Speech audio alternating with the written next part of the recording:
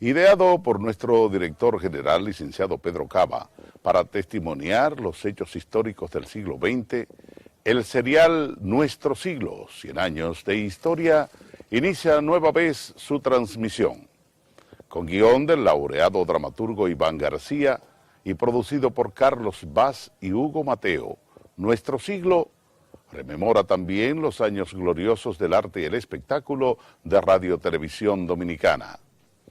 Eventos relacionados con la intervención armada norteamericana a nuestro país, así como también con los hechos que dieron paso a la tiranía de Trujillo, y por todos los acontecimientos políticos, económicos y sociales de sus 31 años de poder, hasta la muerte del tirano, son documentados en este especial. Los capítulos de Nuestro Siglo refieren también el inicio del gobierno de Juan Bosch y de los responsables del golpe de Estado que pusieron fin a su gobierno sietemesino. El ascenso al poder vía democrática del doctor Joaquín Balaguer aparece documentado en este esfuerzo de Radio Televisión Dominicana por preservar la memoria histórica del rico en acontecimientos siglo XX.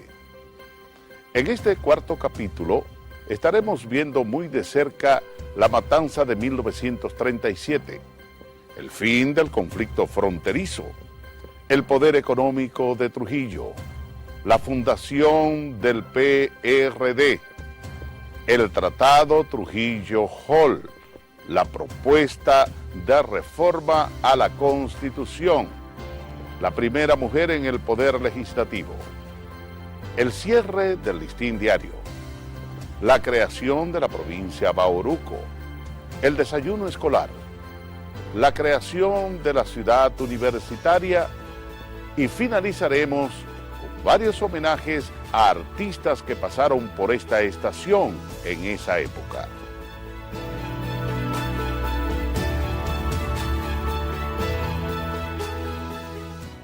En octubre de 1937, Rafael Leonidas Trujillo había ordenado el exterminio de los haitianos que estaban ilegalmente en territorio dominicano. No hay dudas que esto le ocasionó a Trujillo un profundo disgusto internacional. En Washington, el secretario de Estado, Sumner Welles, informó al representante del gobierno haitiano de lo sucedido en la frontera con República Dominicana. La repercusión de la matanza de los haitianos no fue tan grande en términos internacionales. Fue repercusión en los Estados Unidos. El mundo estaba ya inmerso dentro de los momentos anteriores, como diríamos, en el prólogo de la Guerra Civil Española, que conmovió al mundo. E inmediatamente después vino el inicio de la Segunda Guerra Mundial, con el fascismo ya dueño de Europa y la idea, la autoridad de Alemania, ¿no?, expandida. La matanza de los haitianos, que no fue una improvisación, y he señalado que esos planes se habían discutido con 6 meses de anterioridad en el seno del Estado Mayor del Ejército, hasta el extremo que por órdenes personales de Trujillo se fabricaron cerca de 600 sables en forma de sable gallito, unos sables largos.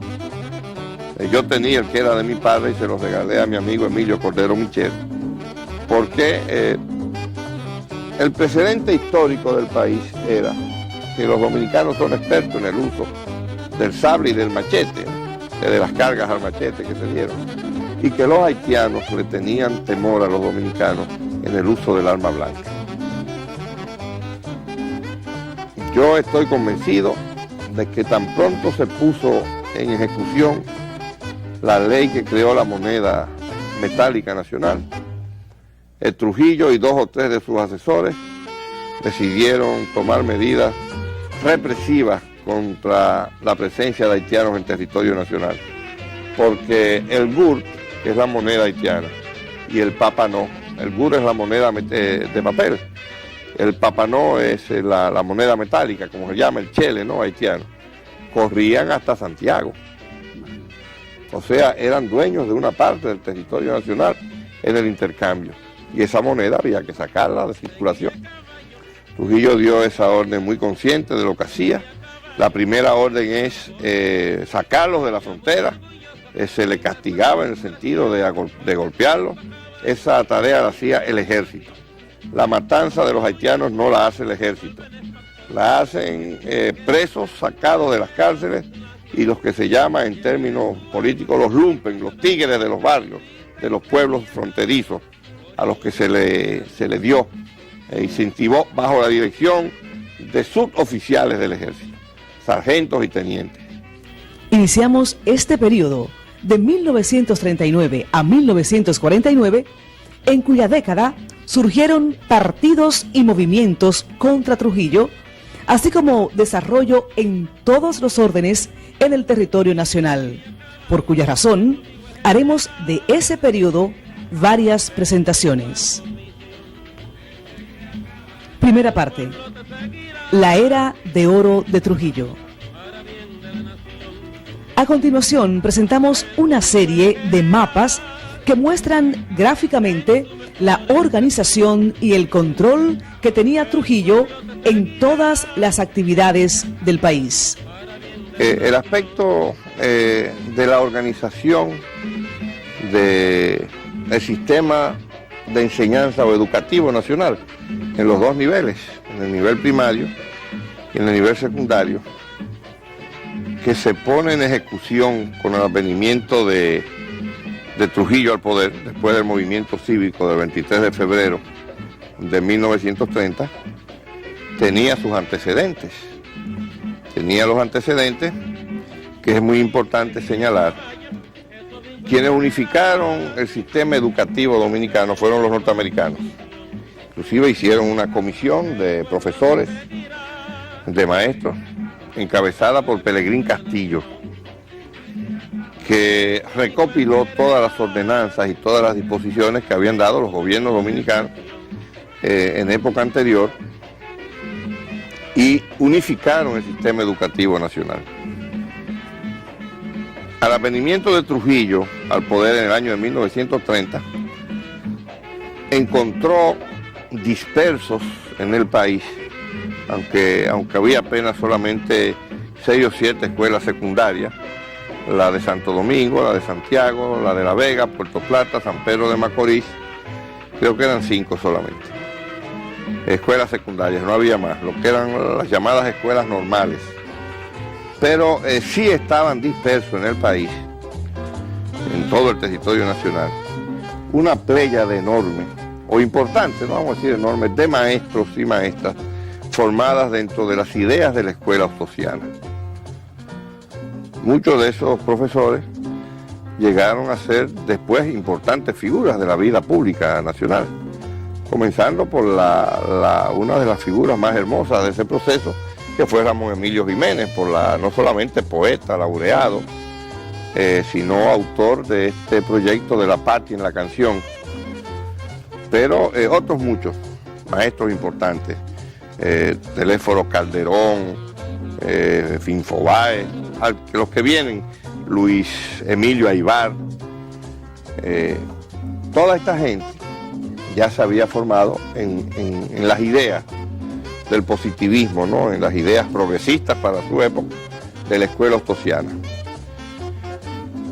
¿A quién le corresponde unificar todo ese material humano, todo ese capital humano disperso en el país y darle un ordenamiento jurídico, programático a la educación nacional? A Pedro Enrique Ureña. Pedro Enrique Ureña viene a Santo Domingo y por espacio de 2 o 3 años desempeña las funciones de superintendente de enseñanza, que era el cargo equivalente a la secretaría, al secretario de Estado, al ministro de Educación. Y es importante señalar porque esas son las cosas que en términos históricos han estado totalmente deformadas y tergiversadas. Trujillo fue beneficiario de un proceso de acumulación de educativo que había vivido el país. Y él era un proyecto. Trujillo era un proyecto de un sector social de la nación dominicana. ¿Cuál era ese sector social? Bueno, la pequeña burguesía urbana y agraria del Cibao. Y esto también es importante señalarlo. La intervención militar de los Estados Unidos en sus 8 años de duración física, de presencia física, de 1916 a 1924, abrió las bases de la creación de un mercado nacional. ¿Con qué? Bueno, con la apertura de las 3 grandes carreteras, de los 3 ramales de carreteras que atraviesan el país de un extremo a otro, por el este, por el sur y por el valle del Cibao, del valle central del Cibao, el noroeste hasta la Jabón. La apertura de estas vías de comunicación permitió un movimiento en el orden económico extraordinario. Y eso no lo percibió esa oligarquía rural y urbana que desde la independencia estaba dirigiendo el país, que había llegado un momento en términos del desarrollo y del desarrollo de las fuerzas productivas, que ese sector social iba a ser pasado por encima. Entonces, después de la crisis del 29 en los Estados Unidos, después del fenómeno del ciclón de San Zenón, que terminó siendo un coadyuvante a la consolidación del gobierno de Trujillo y a las características de gobierno de mano fuerte. El gobierno de Trujillo enfrentó con mucha capacidad y mucha severidad la catástrofe, la desgracia del ciclón de San Zenón. Ahí están los decretos, ahí están las disposiciones declarando cómo se debían vender los productos de primera necesidad, cómo no se podía especular en la venta de los clavos, de la madera, del zinc, de la comida, porque él tenía a su lado, tenía a su favor el único instrumento, la única institución organizada que había en el país, que era el ejército, un pequeño ejército, que fue originalmente la Guardia Nacional, después la Policía Nacional, ya convertida en ejército desde el año 28. Entonces, todo ese proceso de reordenamiento se hizo sobre las bases de las instituciones y de los proyectos que hicieron realidad y que consolidaron las tropas, los norteamericanos, el gobierno militar de los Estados Unidos. Es más, el sistema de contabilidad de la nación dominicana todavía vigente hoy es el sistema de contabilidad estadounidense. El sistema burocrático de la administración del Estado, la expedición de cheques, las órdenes de compra, como dicen los peticas, las cajas chicas, todo eso es estadounidense. Eso ni es español, ni es francés, ni es inglés. Eso lo impusieron los Estados Unidos. Y dejaron también un pequeño grupo de hombres que se hicieron contables, contadores públicos en esos menesteres, hombres de Hacienda. Entre ellos una pareja, Caratini del Toro, que fueron grandes maestros aquí. Caratini del Toro, Generoso Núñez, que llegó a ser superintendente de Hacienda, secretario de Estado de Finanzas. Y es con todo ese equipo de hombres, en el aspecto financiero, en el orden de las finanzas nacionales, en el aspecto educativo, sobre la base del plan que regula y que organiza Pedro Enrique Ureña, que era la figura más alta de la educación, no solamente nuestra, sino de todo el ámbito regional. Ya Pedro Enrique Ureña era una personalidad en otros países, lo era en México, ya su obra se conocía como maestro, como pedagogo en América del Sur, y es alrededor de este grupo que se va a organizar el Estado Dominicano en el aspecto educativo y en el aspecto de la salud, siguiendo las normas que establecieron los norteamericanos también.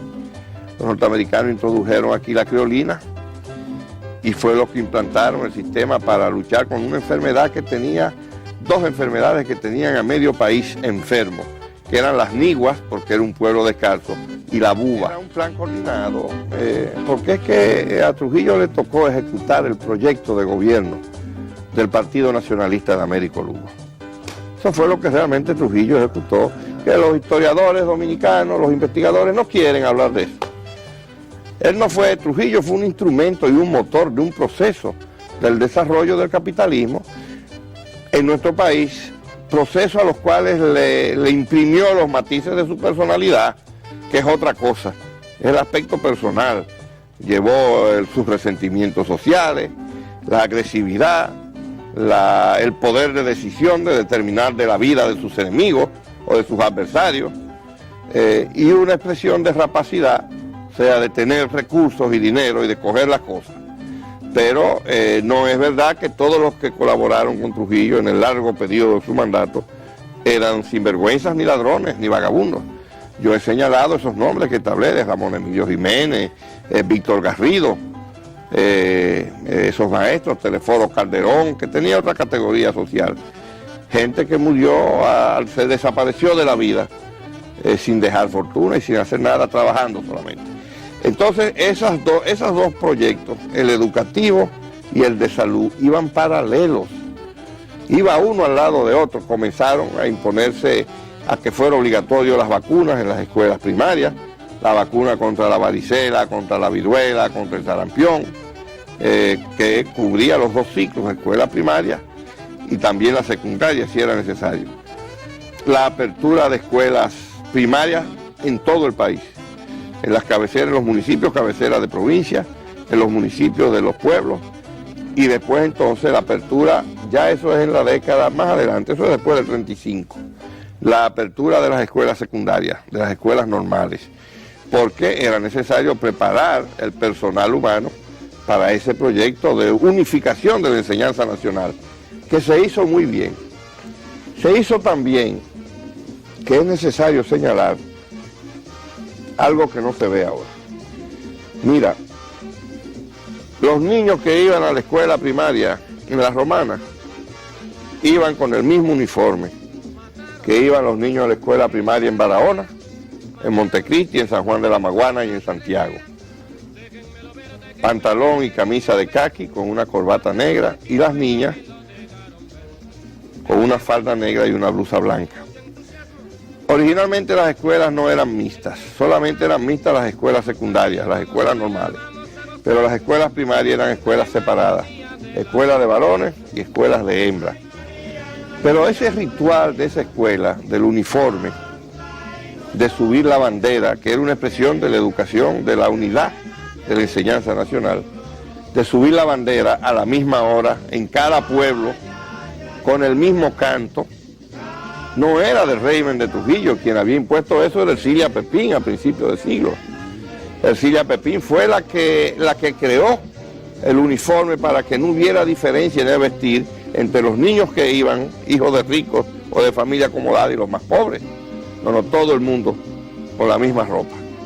Ella fue la que estableció también en los inicios, dentro del marco de esa enseñanza de la escuela de Eugenio María de Hostos, estableció rendirle tributo a la patria a través de la bandera, que es el símbolo de la patria, y subir la bandera con un canto. Empezó la escuela su trabajo, y es preciso elevarte a la cruz, al azul. Y decía, flotarás con el alma de Duarte, vivirás con el alma de Dios.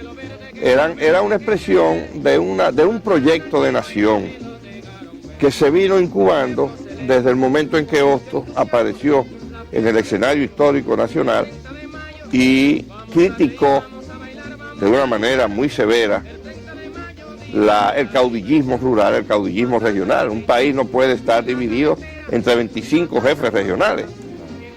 Eso es una expresión que viene desde el absolutismo allá del siglo XIV, en Francia, Luis XIV, etc. No podía haber un país. Hostos creyó, o un grupo de personas en el Cibao Central, creyeron encontrar en Ulises Heró el común denominador para ese proyecto, pero era imposible. Después, ya alumnos de la escuela de Eugenio María de Hostos creyeron encontrar en Mon Cáceres, y Mon sí era un hombre con condiciones para eso. En 1938 es iniciado con unas enfáticas declaraciones de Trujillo en las cuales establece que ya no será candidato a la presidencia porque la Constitución prohíbe 2 elecciones consecutivas. En realidad, lo que sucede es que no puede postularse para evitar un mayor escándalo con el asunto haitiano. La única fuerza política legalizada, el Partido Dominicano, decide, por recomendación del jefe, postular a Jacinto B. Peinado, alguien de confianza que había colocado en su hogar la primera placa en la cual se lee Dios y Trujillo. La candidatura a la vicepresidencia recae sobre Manuel de Jesús Troncoso, hombre de pobre iniciativa y ambición, quien en la actualidad es rector de la Universidad de Santo Domingo. Trujillo solicita que el próximo gobierno garantice la pureza judicial, el manejo escrupuloso de las rentas públicas y la fortaleza militar.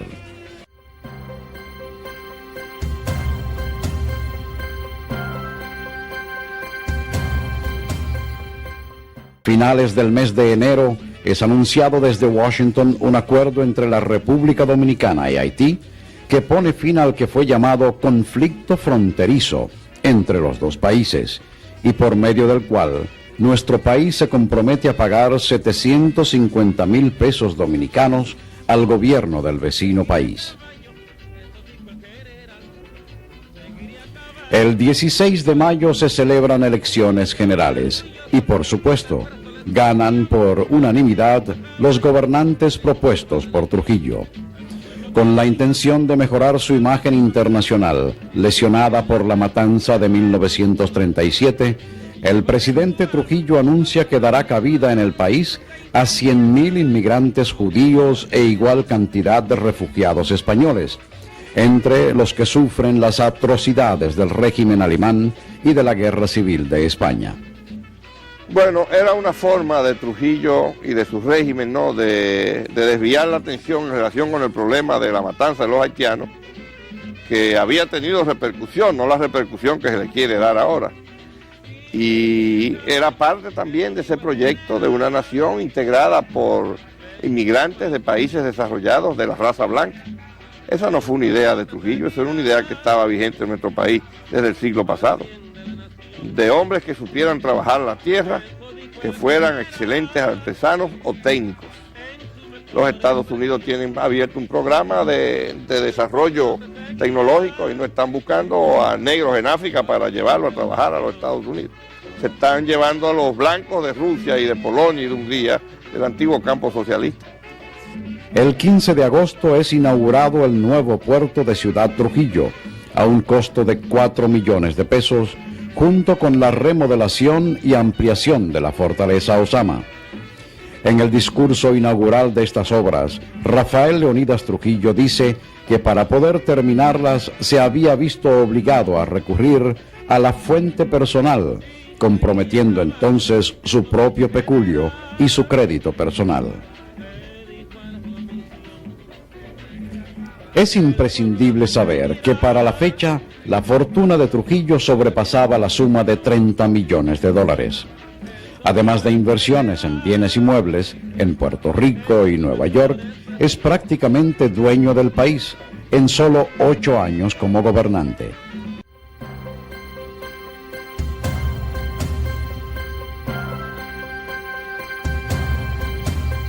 Ya cuando Trujillo llega al gobierno en el año 1930, era un hombre rico. Puede que tuviera al final de la década del 40 tal vez entre 20 o 25 millones de dólares. Entre sus propiedades se cuentan, entre otras, las principales fábricas de calzados, cigarrillos, embutidos, el monopolio de la venta de carne y de leche industrializada en la ciudad de Santo Domingo, el monopolio de la sal, una empresa distribuidora de automóviles, una gran ferretería, e incursiona en la industrialización del aceite y del cemento.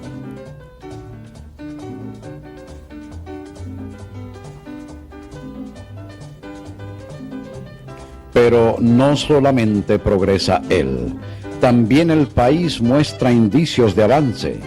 Hay 14 ingenios azucareros, 212 fábricas de muebles, 250 de calzados, 87 de chocolate, 28 de cigarros, 17 de camisas, 16 molinos de harina, 10 jabonerías, 6 fábricas de licores y una cervecería. El 16 de agosto son juramentados Jacinto Peinado y Manuel de Jesús Troncoso como presidente y vicepresidente de la República. Pero Trujillo sigue ocupando su amplio despacho en el Palacio Nacional, mientras los titulares ocupan una pequeña oficina que antes pertenecía a un secretario. La República Dominicana progresa. Los ingresos fiscales superan a los de todos los años anteriores. La construcción de 20 nuevas carreteras permite la unificación del mercado nacional, lo que facilita el crecimiento de la mediana burguesía comercial y del creciente capitalismo agrario. A finales de este mes, el generalísimo sale en su primer viaje transatlántico en su nuevo y lujoso yate Ramfis. Visitará Washington, donde será recibido por el presidente Roosevelt y el secretario de Estado Cordell Hull, con quien tratará sobre la Convención Dominico-Americana. Yo me siento feliz al pisar hoy por primera vez la noble tierra americana y traigo un saludo muy cordial del pueblo y del gobierno dominicanos para el pueblo y el gobierno americano. Luego irá a Nueva York para discutir asuntos de la deuda pública del país y finalmente a París para conocer a su nueva hija María de los Ángeles o Angelita, quien nació allá. 3 meses después, en septiembre, estalla la Segunda Guerra Mundial en Europa y Trujillo retorna a su patria, donde es recibido como un héroe. En octubre llegan 288 refugiados de la Guerra Civil Española que harán considerables aportes a toda la vida nacional, incluyendo las artes, dentro de las cuales se convierten en maestros de varias disciplinas artísticas, la pintura, el teatro y la música. Después fueron más los que vinieron. Ya eso era parte también de esa política. Fue una inmigración española muy beneficiosa para el desarrollo cultural del país, más que el económico. El presidente Peinado promulga una ley que permite a la República Dominicana permanecer neutral en los casos de guerra y como consecuencia entra en vigor una prohibición de usar aguas territoriales, puertos, bahías o fondeaderos a los submarinos y a los barcos mercantes o de guerra de las naciones en conflicto. Sugiere Trujillo al Senado que se concedan vacaciones de verano con disfrute de sueldo y por 2 semanas a todos los empleados públicos de la nación. Aunque en apariencia está fuera del poder, en todo momento se cuida de mantener su popularidad.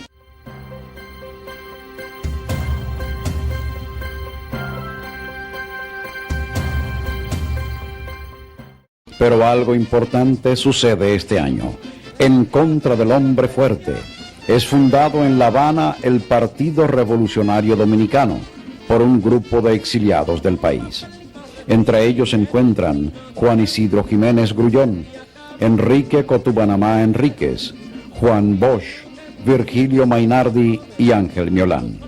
El verdadero ideólogo del PRD, aunque lo fundaron Juan Bosch, Juan Isidro Jiménez Grullón y otros dominicanos ya exiliados, enemigos de Trujillo, el verdadero instigador de la idea o creador de la idea fue Cotubanamá Enríquez. Sigue el 1940, un año que no comienza muy bien para la gente del poder.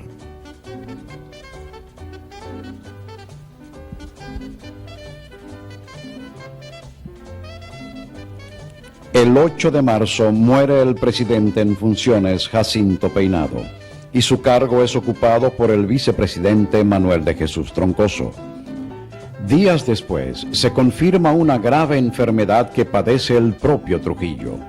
Un antrax maligno en el cuello lo coloca en delicada posición. Según se comenta, su médico personal, doctor Francisco Benzo, ha declarado que el hombre huele a cadáver y le aconseja al cirujano Darío Contreras que no corra el riesgo de realizar la operación.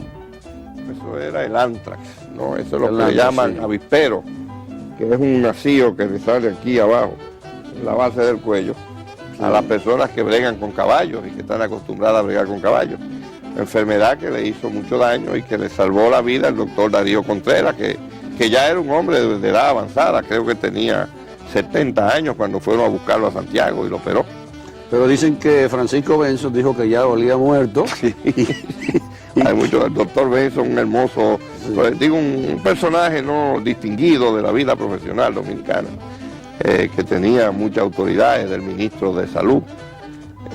Lo que pasa fue que parece que no quiso asumir la responsabilidad porque la única salida era operarlo. Tengo entendido, si mal no recuerdo, que fueron Luis Vera Fernández y Ludovino Fernández quienes le recomendaron a Negro al doctor Darío Contreras, que había estudiado en Europa y estaba en el Cibao, vivía en Santiago, jugaba muchos gallos, vivía metido en las galleras, ya era un hombre sesentón largo, y fueron a buscarlo y lo operó de manera brillante, era un excelente cirujano.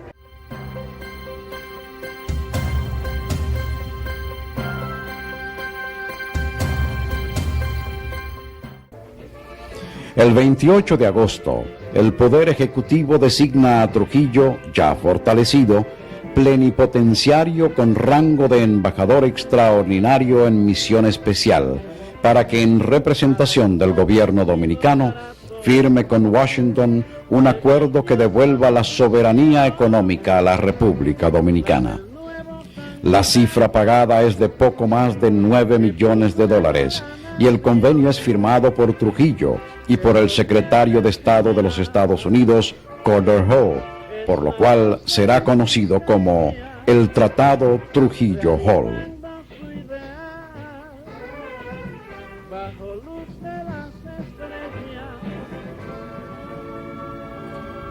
En octubre, el Senado aprueba conmemorar la bandera patria, el Día del Onomástico de Trujillo.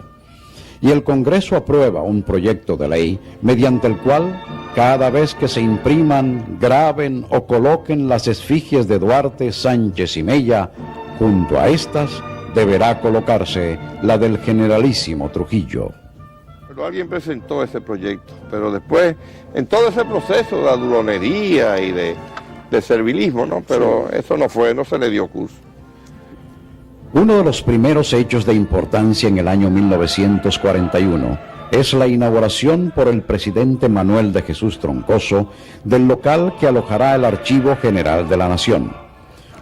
Luego, el 2 de abril, se registran los resultados del Tratado Trujillo-Hall, traducidos en el hecho de que las aduanas vuelven a manos dominicanas luego de la administración que habían mantenido los norteamericanos desde 1905.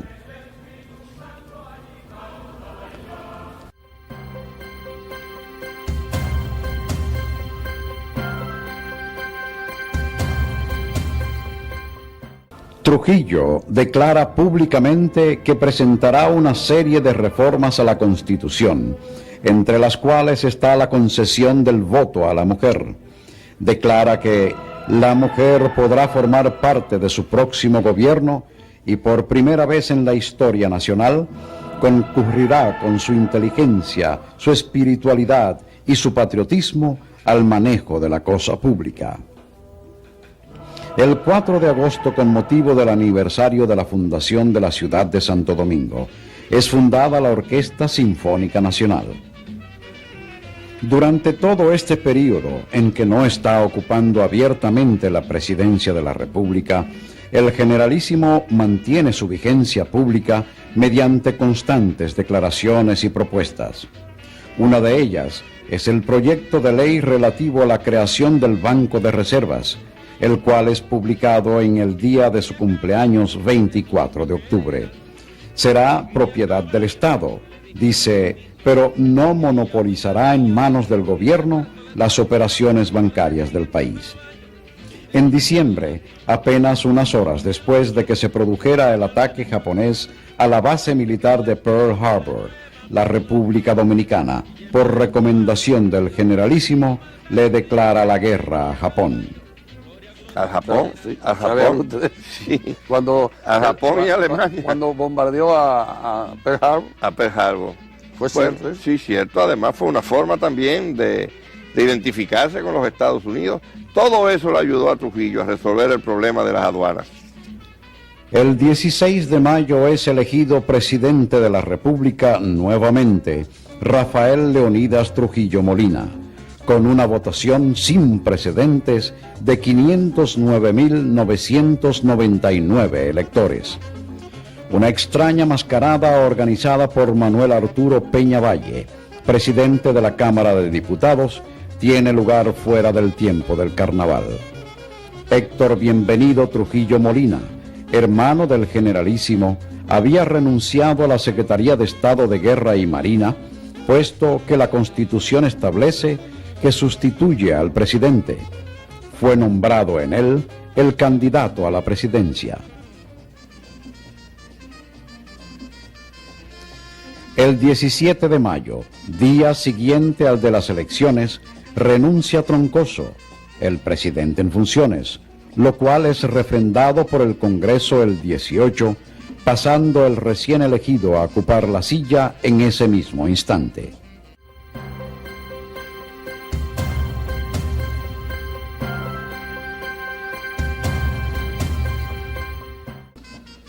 La Junta Central Electoral proclama que la señora Isabel Mayer ha sido electa senadora por la provincia de Montecristi, constituyéndose en la primera mujer que forma parte de un cuerpo legislativo dominicano. Isabel Mayer fue la primera senadora, gobernadora y comisionada especial fronteriza, una dama muy distinguida de su medio, de su región, desde la época de Ramón Cáceres, que hizo un solo matrimonio con don Manuel Tavares, que fue más tarde en su segundo matrimonio el padre de Manolo Tavares Justo. Trujillo cede a los Estados Unidos su yate Ramfis a fin de que sea destinado a las maniobras de guerra.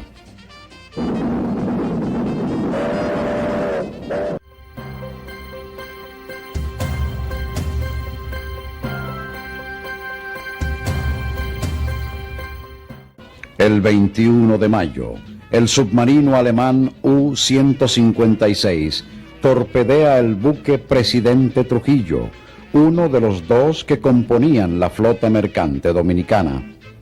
El 16 de junio resulta hundida la goleta Nueva Altagracia, también por un submarino alemán frente al Placer de los Estudios en la costa de Santo Domingo. El 12 de julio le toca el turno a la goleta Carmen, que se dirigía hacia Puerto Rico en las cercanías de Gaspar Hernández. El Congreso declara al país en estado de emergencia nacional con motivo de la guerra internacional y se autoriza al Poder Ejecutivo, entiéndase, a Trujillo, a tomar todas las medidas que se juzgaren necesarias. Hundió el San Rafael, hundió varios barcos, inclusive hay personas de la vida nuestra importantes, vivos, que fueron tripulantes de esos barcos.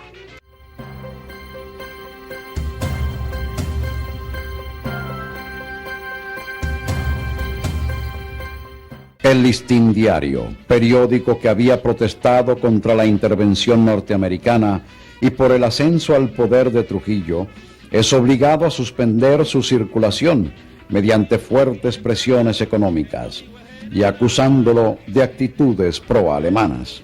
Todo eso es parte de la leyenda. El Listín Diario cerró por razones económicas. Hasta la prueba es que el presidente del Listín Diario pasó a ser presidente de la Cámara de Diputados. Era presidente de la Cámara de Diputados. Es inaugurado en Ciudad Trujillo el Hotel Jaragua, el más moderno y lujoso del país.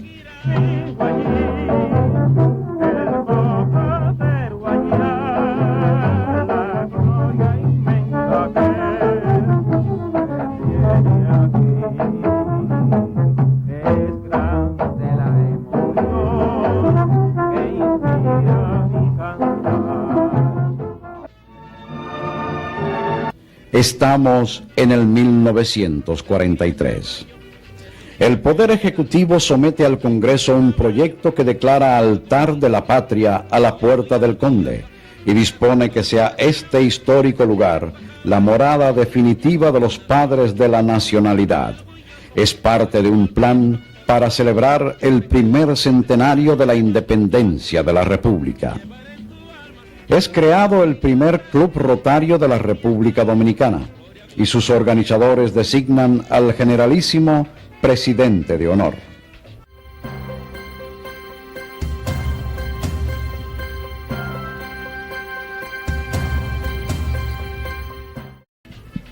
El presidente Trujillo anuncia a los vecinos de Neiva la creación de una nueva provincia que se llamará Bauruco y que tendrá a esa población como cabecera. Además, Jimaní será refundada como parte de su plan fronterizo. Al respecto, el Generalísimo declara que este poblado se compone de un conjunto heteróclito de viviendas de tipo casi primitivo que no se compadece con el nivel de cultura y de civilización que se ha impuesto llevar al gobierno, que él preside, a toda la región. El proyecto será posible mediante una operación para recabar fondos. Es iniciado el canje de moneda en todos los sectores colindantes con la vecina Haití, de manera que en nuestro territorio corra la moneda nacional, el peso, en lugar del gurd.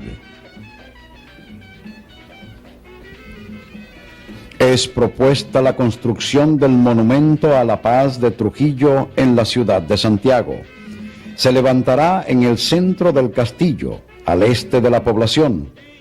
Está planeado para convertirse en un museo de las obras del Generalísimo y en su parte frontal habrá una estatua de este con tamaño heroico, vestido con una toga universitaria y sujetando en una de sus manos el pergamino de Doctor Honoris Causa. La obra será construida gracias a una colaboración espontánea que será recogida en todo el país.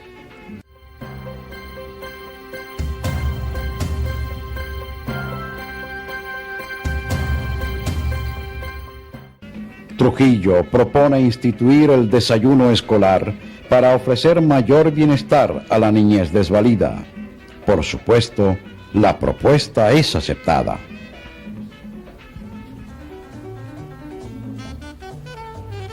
Los marxistas del país comienzan a organizarse bajo el Partido Democrático Revolucionario Dominicano y en diciembre se proponen un plan para luchar contra la tiranía. Y llegamos al 1944, año centenario de la independencia. En enero le es cambiado el nombre al aeropuerto Miraflores por el de General Andrews, según comunica Trujillo, en honor de Frank Maxwell Anderson, quien fue jefe de la Fuerza Aérea de los Estados Unidos en Europa y falleció heroicamente en batalla.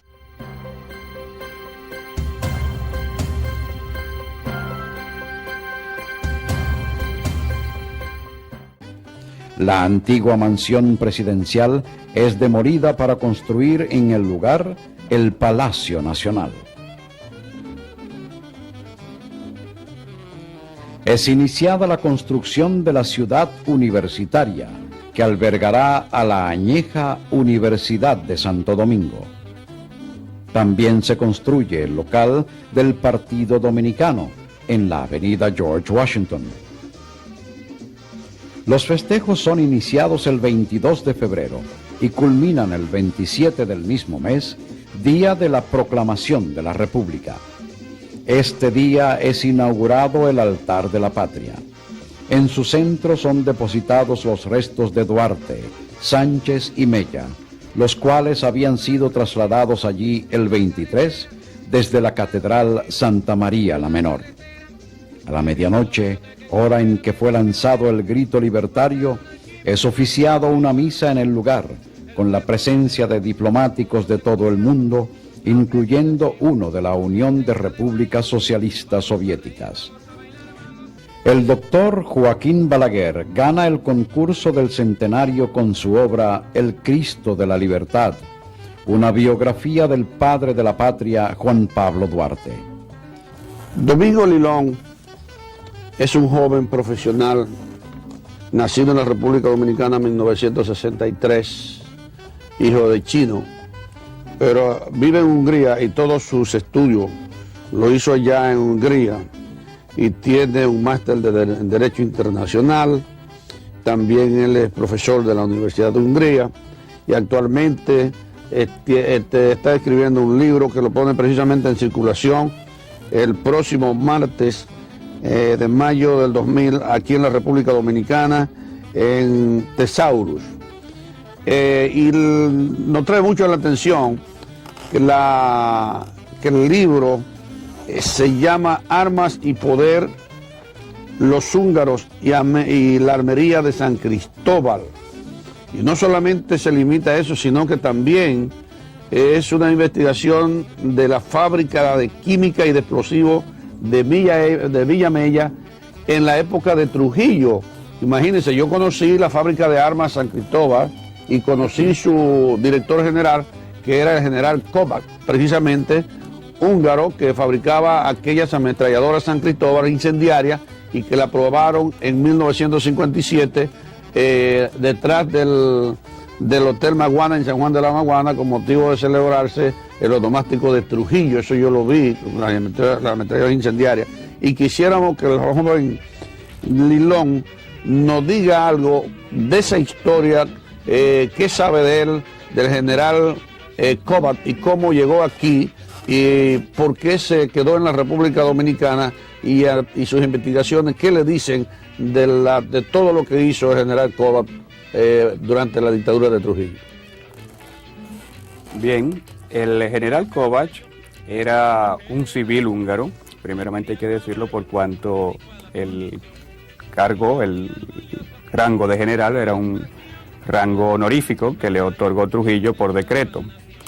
Era un húngaro, sí había participado en la Primera Guerra Mundial en las filas del ejército austrohúngaro, en donde había alcanzado el rango de capitán, y que debido a sus orígenes judíos, en 1938 tuvo que emigrar de Hungría.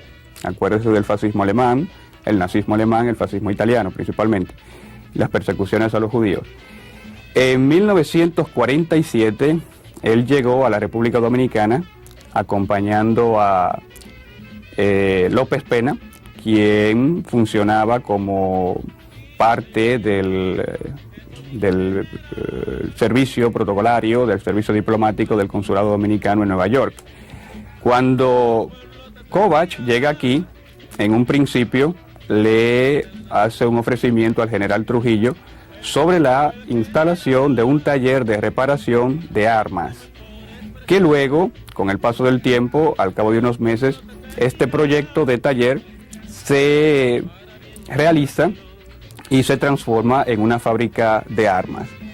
En ese momento, principalmente estamos hablando de 1947, Trujillo necesitaba armas, la República Dominicana necesitaba las armas, por cuanto el ejército dominicano estaba muy mal pertrechado desde el punto de vista armamentístico, y debido a las presiones que tenían algunos funcionarios del Departamento de Estado norteamericano, el gobierno norteamericano le había negado la venta de armamentos a Trujillo. De allí la necesidad de una fábrica de armas, armas cortas principalmente, para poder así Trujillo, pues de una forma u otra realzar no solamente su ejército, sino también su poder político interno aquí en la República Dominicana. ¿Y qué usted me dice sobre la fábrica de química y de explosivos en Villa Mella? La fábrica química también formaba parte de la armería, como se llamaba comúnmente, cuyo nombre oficial eran los servicios tecnológicos de las Fuerzas Armadas. En su época, estoy hablando de 1947 hasta 1957, este complejo industrial era el más grande de la época aquí en la República Dominicana, con una inversión inicial de unos 5 millones de pesos, equivalente a 5 millones de dólares, ¿no?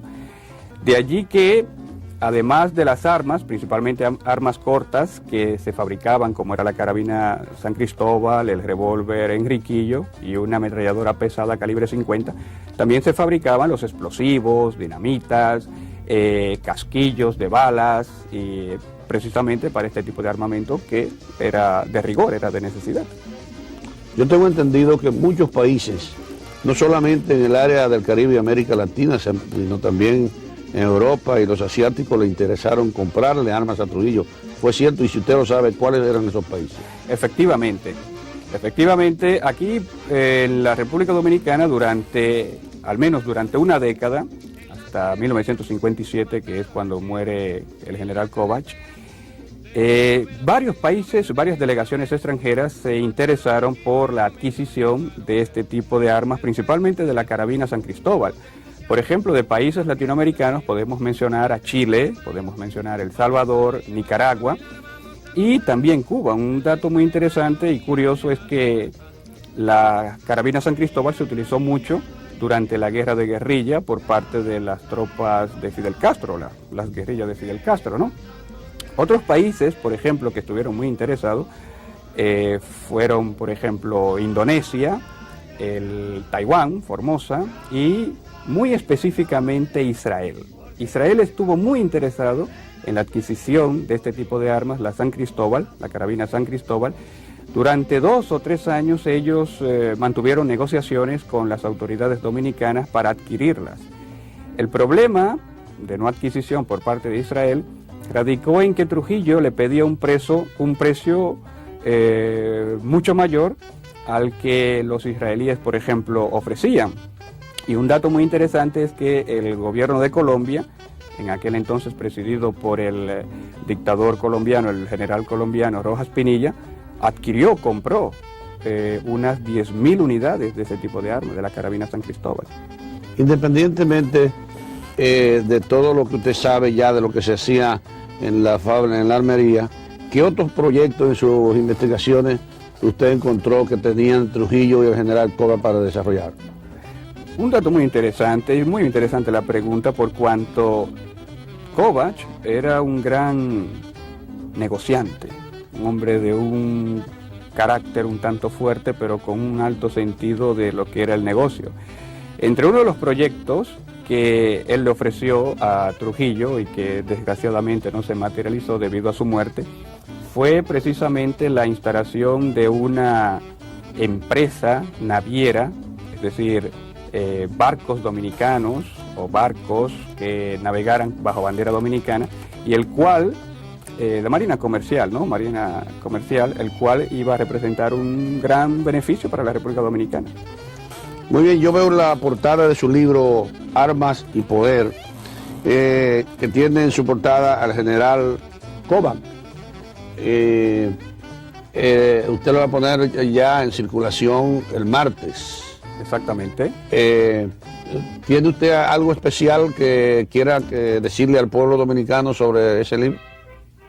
Sí, naturalmente creo que esta historia es muy interesante y muy importante para conocer pequeños aspectos de lo que fue la era de Trujillo, debido a que generalmente se escriben obras generales del régimen de Trujillo.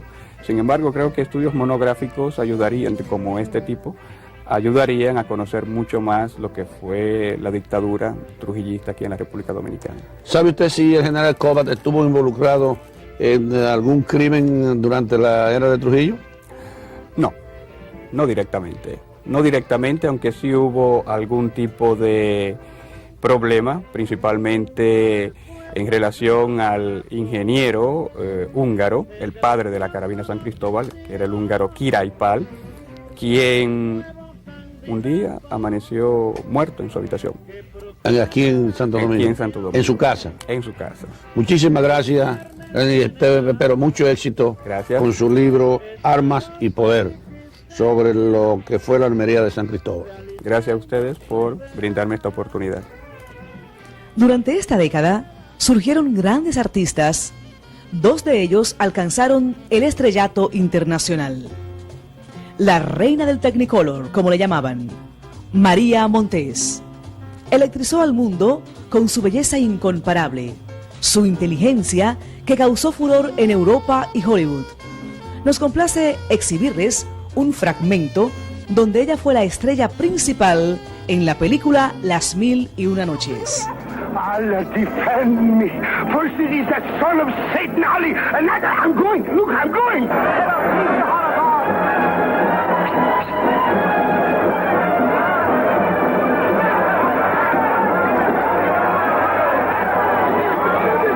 Mister, you cannot. You must not. You have to let go of me. Come with us. La voz de oro, Eduardo Brito, que conmocionó a toda Europa.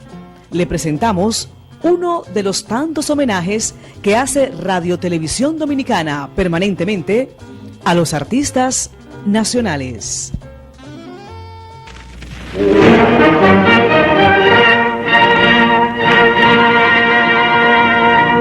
Mi alma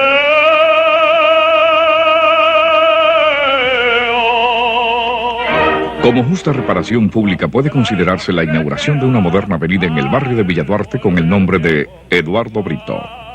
En efecto, el célebre barítono no había recibido hasta ahora ningún homenaje que lo identificara plenamente con la posteridad, a pesar de haber obtenido los más altos galardones en su calidad de cantante lírico tanto dentro como fuera del país. Nació en la provincia de Puerto Plata el 21 de febrero de 1905, en el lugar conocido con el nombre de El Ranchito, donde fue aprendiz de herrero. Vino al mundo para cantar y desde temprana edad dio señales de poseer ese alto privilegio. Así se vio en todas partes y aún en las peores condiciones, con la melodía a flor de labios.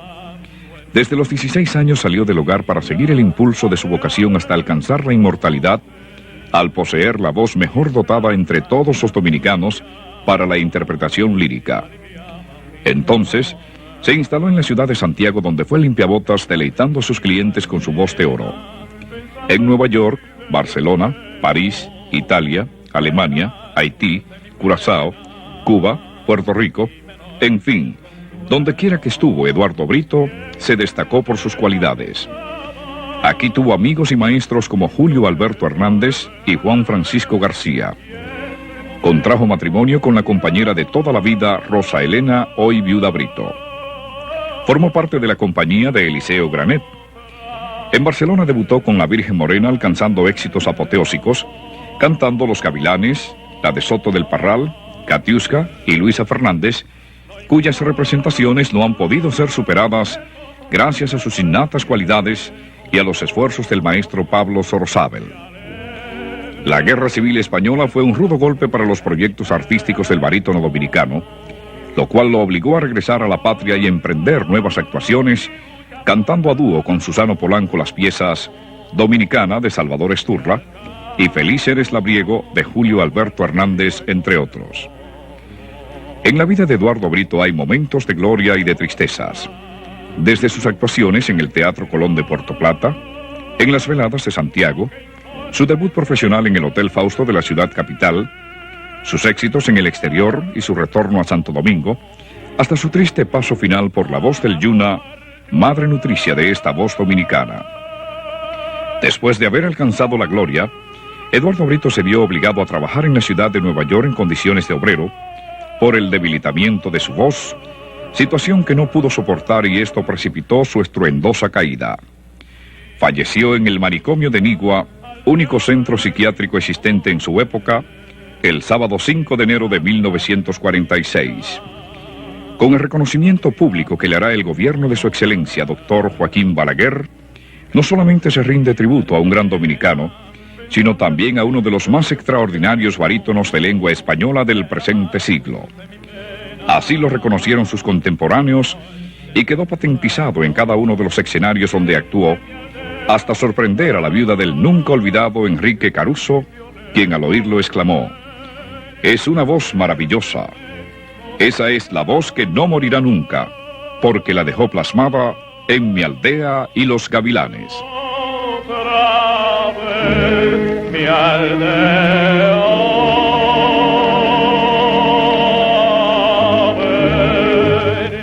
no importa que el mozo fuerte vuelva viejo. Por desesperada que sea la causa de mi patria, siempre será la causa del honor y siempre estaré dispuesto a honrar su enseñanza con mi sangre.